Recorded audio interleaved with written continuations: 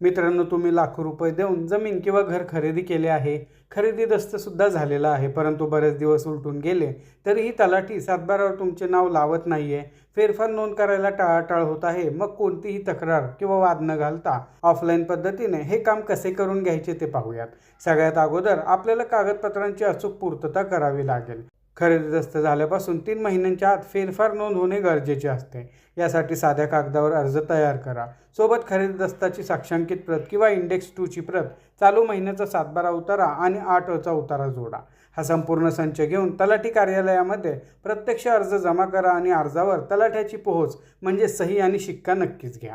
आता समजा तुम्ही अर्ज दिला, परंतु काही तांत्रिक कारणांमुळे किंवा समोरील व्यक्तीने हरकत घेतल्यामुळे मंडलाधिकाऱ्याने तुमचा फेरफार रद्द किंवा नामंजूर केला तर काय करायचे? तर बघा, घाबरून न जाता सगळ्यात अगोदर मंडलाधिकारी यांच्याकडे लेखी अर्ज करून हा फेरफार का रद्द करण्यात आला त्या आदेशाची आणि कारणांची प्रमाणित प्रत मागा.